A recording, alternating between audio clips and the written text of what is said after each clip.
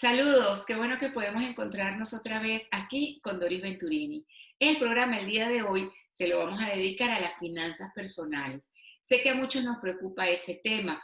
Muchos se quedaron sin trabajo, otros están tratando de reinventarse.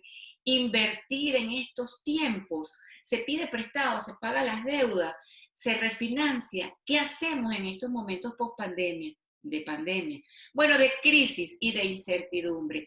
Para ello, especialistas en la materia nos darán sus consejos y recomendaciones de qué hacer. Iniciamos hoy con Atilio Renom. Él es el director de Renom Financial Group y vámonos ya a la entrevista. Iniciamos el programa entonces con Atilio Renom. Encantada de tenerlo, gracias por su tiempo. No, al contrario, muchas gracias Doris y mucho gusto estar aquí. Comentaba hace rato que en estos tiempos de pospandemia, pandemia, de crisis, de incertidumbre, nosotros como gerentes de hogar no sabemos qué hacer.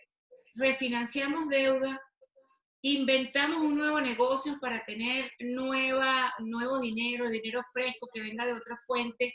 Si nos quedamos sin trabajo, ¿habrá tiempo de ahorrar en medio de estas crisis? Les cedo la palabra y vamos a ir organizando estas inquietudes. Bueno, como no, son preguntas, la verdad, bastante complejas. Pero vamos a ver cómo las contestamos. Pero sí, ciertamente lo que tiene esta crisis es que es una crisis distinta a cualquiera de la que hayamos vivido todos nosotros. Okay. Primero, porque es una crisis que abarca a todo el mundo, ¿sí? Al mismo tiempo, en mayor o menor medida. Y después porque nadie por más que diga que sabe cómo va a terminar esto, no sabe. Entonces hay una gran incertidumbre, que es la parte más difícil. Entonces esto lleva, porque ¿qué puede pasar? Puede pasar que salgan unas vacunas espectaculares, que todo el mundo tenga una euforia y sea un boom económico en diciembre, en enero, en marzo del año que viene. Eso está dentro de las posibilidades, muy diferente que una crisis creada por algún problema de una guerra o de una recesión o de cualquiera de las otras que hemos vivido. O puede ser que esto lleve a una recesión larga que dure años. O sea, es como que no hay intermedio, ¿no? Claro. Entonces, el tema es cómo me preparo yo para eso. La gran diferencia aquí en Estados Unidos es que el gobierno está imprimiendo bastante dinero, tratando de incentivar que la economía siga marchando y que no se desmorone todo. Claro. Pero hay una realidad detrás, hay un montón de gente que no puede trabajar, el que tenía una empresa de turismo, el que paseaba turistas, el que trabajaba en una línea aérea, todas esas cosas se han recortado muchísimo si no han parado del todo. Sí. Y eso hasta que la gente no se sienta segura no va a volver. Yo soy privilegiado en algo, en mi trabajo actual, en mi empresa, yo trabajo y colaboro con bancos en todos lados de Latinoamérica. Entonces, tengo como una visión de qué le está pasando al consumidor, a la gente en diferentes países que han tomado diferentes medidas. Como en Nicaragua, que por ejemplo, que no ha parado nada, no ha habido absolutamente nada, igual que Suecia, por ejemplo. Y como Argentina, que está prácticamente en toque de queda parado desde que comenzó todo esto. Entonces, pero lo increíble es que desde el punto de vista del consumidor ha sido el mismo comportamiento, porque esto va más allá de lo que van haciendo los gobiernos en cuanto a mantenernos obligatoriamente en nuestras casas o no. La gente ha dejado de consumir, ha dejado de ir a los restaurantes, ha dejado de viajar igual en los países que están abiertos como los que están cerrados, de la misma manera. Y esto se ve en las estadísticas de ventas de las tarjetas de Visa, de Mastercard. Se puede encontrar esa información. Entonces, a la gente o ha ahorrado si le sigue entrando algún ingreso, o si no le está entrando el mismo ingreso o no tiene ingreso, obviamente no puede gastar lo mismo y se ha tenido que achicar. Ok. La gente, yo he visto gente con muchísima voluntad que logra reinventarse, pero reinventarse por ahí no es tan fácil, ¿no? Depende del ingreso que uno necesita, pero Y es gente tiempo que ha de, empezado, y es tiempo de invertir en una idea. Es momento de invertir en una idea. puede ser un muy buen momento. Por ejemplo, hay cosas que no van, hay cosas que cambiaron para siempre. Ya va a haber muchas más, ya descubrimos que podemos hacer entrevistas por Zoom, Sí. ¿sí? Entonces, eso probablemente continúe porque va a ahorrar algún viaje largo, te permite entrevistar a alguien en cualquier lugar del mundo, a cualquier hora. Entonces, hay cosas, mi trabajo, yo viajaba todas las semanas, desde marzo no viajé a ningún lado, estoy acá quietito, Y y es igual de eficiente. igual, incluso a veces más. Entonces, por ejemplo, centros así de cobros o de atención al cliente, que ahora se han hecho con conexiones en la nube y cada uno en su casa, y decían, no, esto va a ser dificilísimo, antes pensaban, ¿no? Ajá. Dificilísimo de concretar. Sin embargo, la gente es más eficiente porque el supervisor está viendo como el tablero de un avión, está viendo quién A está todos. trabajando, quién no está trabajando, la productividad. Entonces, al final, todo el mundo está más feliz. Lo único por ahí se escucha el perro ladrando, el niño gritando, pero fuera de eso.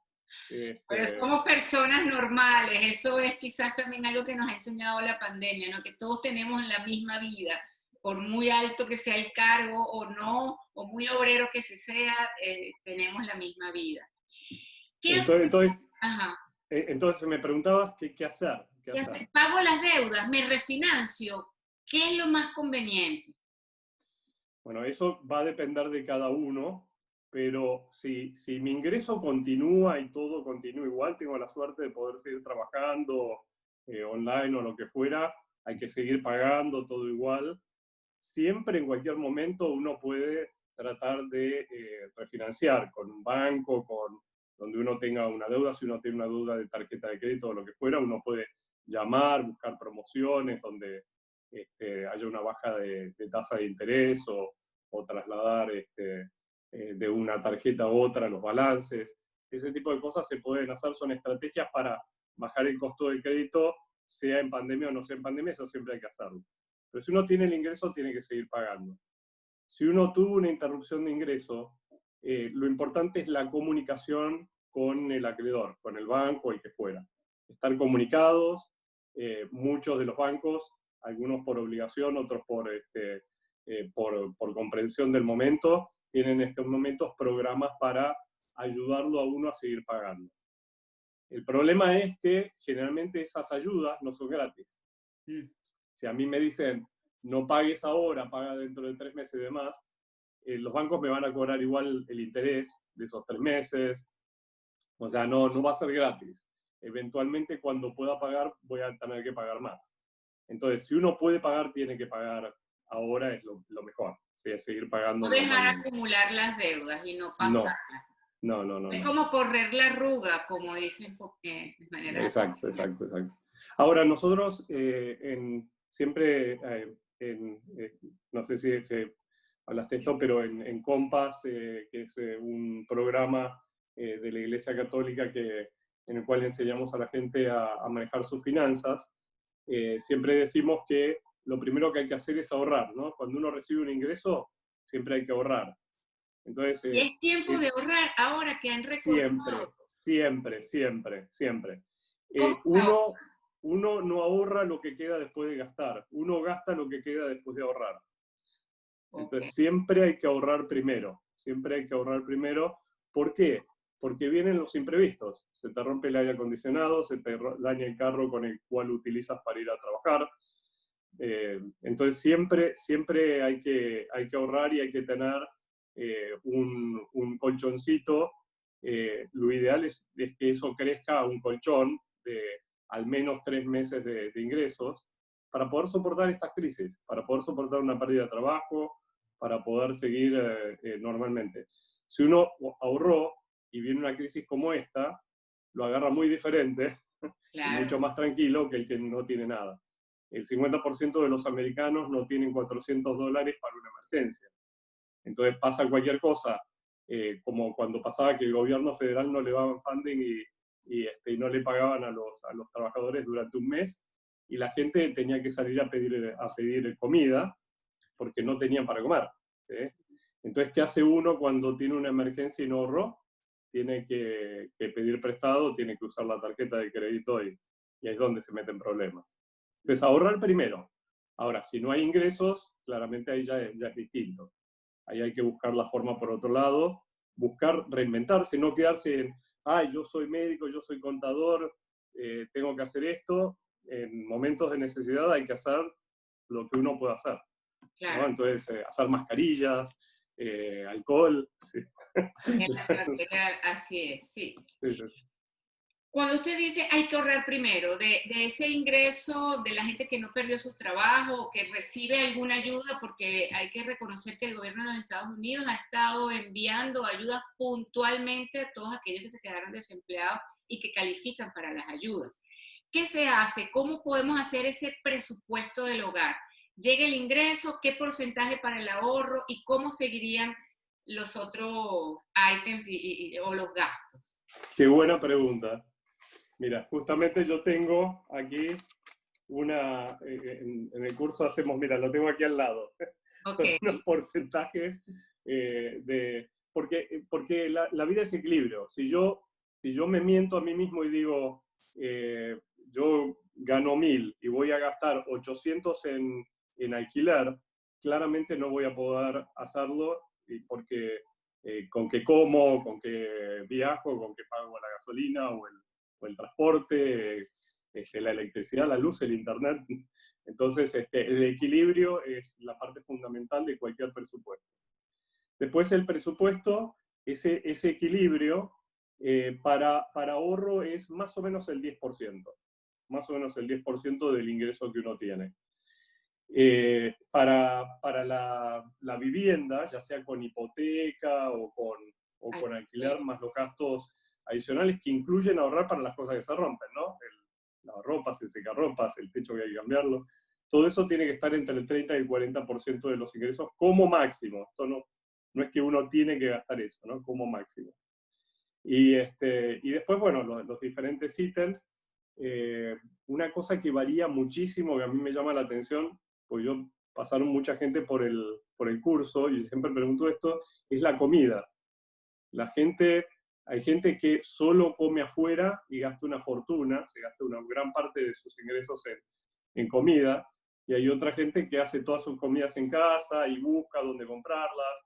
A lo mejor no va al Publix que es más caro, sino que va no sé, lo voy a inventar, al Presidente que es más barato, no sé, pero que busca y yo he visto gente que dice que gasta en comida $400 al mes y gente que dice que $2.000 no le alcanza. Entonces, varía muchísimo el ítem de comidas. Pero al final de cuentas es una ecuación muy simple. Dori, yo no puedo gastar más de lo que gano sin meterme en deudas. ¿Sí? Y las deudas, si son deudas de consumo, generalmente nos llevan a problemas porque las tasas son más altas de lo que uno cree. Uno a lo mejor puede tomar un préstamo para una inversión, para su negocio, si lo va a multiplicar, si es algo seguro y pidiendo consejo y viendo que lo hace bien. Pero cuando yo me endeudo en cosas de consumo, me meto en problemas. Una cosa que, por ejemplo, caemos casi todos los inmigrantes en Estados Unidos es la compra del coche, del carro. Esa es una típica, porque uno va, entonces le dicen, no, pero con el lease y con la compra así y demás, y uno se lleva el carro y a lo mejor es un lease de 3 años, pero al año y medio nos llaman y nos dicen, hay un modelo nuevo y va a seguir pagando la misma cuota. Bueno, yo he conocido una persona que estaba guiando un Toyota Corolla y tenía una deuda total de $60.000. Entonces, sobre ese carro. Entonces, esas cosas se pueden salir totalmente de cauce. Entonces, por eso es bueno también el ahorro, ¿no? Si uno tiene un lease de $400, uno puede comprar el mismo carro con 3 años de antigüedad, habiendo ahorrado por los mismos periodos $250 por mes. Entonces es bien diferente. Sí, Ahora, ajá. perdón, y el ahorro hay que tener un cuidado nada más. Estamos en un momento, como decía, de incertidumbre, donde no sabemos si va a haber inflación o no va a haber inflación en Estados Unidos, con lo cual el ahorro no significa tener la plata y ponerlo en la cuenta corriente que no da ni tasa de interés, ¿no? Es después seguir con consejos y demás, buenos lineamientos de cómo tener la plata distribuida y como se dice, diversificada y dándome algún retorno como para que no pierda valor, ¿cierto? Es Y eso importante. era lo que le iba a preguntar, porque es un país donde no se incentiva el ahorro porque las tasas de ahorro son tan pequeñas que nadie prefiere la gente tener cosas tangibles que pueda después vender o sacarle más provecho. ¿Cómo sería, dónde se pone ese dinero para ahorrar? Bueno, sí, primero el de emergencia tiene que estar en algo bien líquido, sea, Una cuenta. sea una caja de ahorro que da un poquito más de tasa de interés. También hay que averiguar, porque la mayoría de los bancos y los grupos de ahorro, casi todos tienen seguro del FDIC, hasta $250.000. Entonces uno puede tener esa plata a lo mejor en una caja de ahorro o un CD a tiempo, que dan unas mejores tasas, pero uno tiene que averiguar, porque hay algunos lugares que pagan mucho mejor que otros. Por ejemplo, si uno lo tiene en un banco como Citibank o Bank of America, probablemente le está pagando el 0,01% anual, nada. Nada. ¿Sí? Con una inflación esperada del 3% está perdiendo plata. Pero si uno busca, por ejemplo, no sé, PenFed o alguna mutual así por el estilo, a lo mejor pagan 2,5, 3% anual. Entonces, por lo menos la plata no pierde tanto valor en Claro. eso, ¿no? Eso es un poquito. Si uno tiene más plata, ahí entonces hay que diversificarla más. Acciones para largo plazo, ¿sí? Las acciones, como dice Warren Buffett, si uno no las puede tener ahí quietas por 10 años, que no las tenga ni 10 segundos, ¿sí? Claro. Porque eso es a largo plazo y también diversificado. También oro, también y bienes raíces. Y en este país, en Estados Unidos, uno no tiene la obligación de comprar una propiedad para invertir en bienes raíces. Uno puede invertir en bienes raíces hasta con fondos mutuos. Entonces, pero siempre es bueno tener un poco en bienes raíces porque al final uno tiene que vivir en algún lado. Entonces, algo que sea como una salvaguarda hedging se llama, de que uno va a poder seguir pagando el lugar donde vive, ¿no? Es Sí. importante. Entonces, Resumiendo, hay que tener cuidado con las deudas que uno va asumiendo, con lo que no paga ahora, que a lo mejor va a pagar el doble después, y lo más importante, destinar antes de los gastos un 10% para el ahorro. ¿Qué hacemos con el ahorro? Pues sería de verdad un programa aparte, si el tiempo lo permite en algún momento, de verdad que sería un buen ahorro. Y pues tratar de que ese ahorro, darle el mejor uso y que uno tenga un colchón de por lo menos 3 meses ante una economía de incertidumbre. ¿Queda algo por fuera antes de finalizar para recomendarle a quienes nos ven? bueno, lo único que diría es que no perdamos la calma. Si vemos que varias cosas nos salieron mal, lo peor que nos puede pasar es perder la cabeza. Siempre pensar que si tenemos para comer y tenemos un techo, ya podemos darnos por agradecidos. Entonces, y por eso hay que luchar y por eso hay que ser diligente, hay que ocuparse y no preocuparse. Mm. Viene en camino otro nuevo incentivo, según se han leído en las noticias. ¿Qué hacemos con ese incentivo si tenemos trabajo y si no tenemos trabajo? Muy buena pregunta.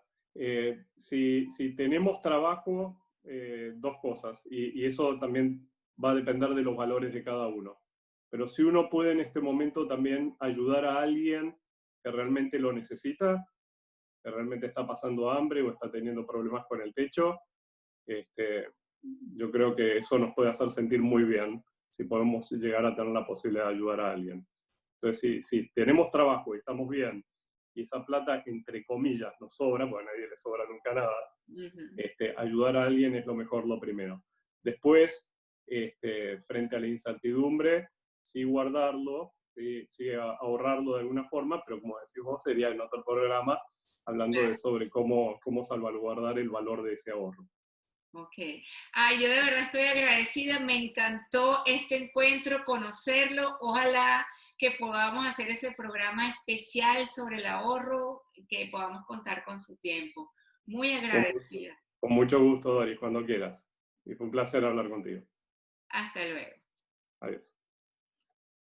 Espero les haya gustado el programa de hoy. Recuerden suscribirse, dejarme sus likes, sus comentarios y el próximo domingo tendremos otra interesante entrevista. Que tengan una excelente semana, próspera, abundante, llena de salud, paz y bendiciones para todos. Muchas gracias.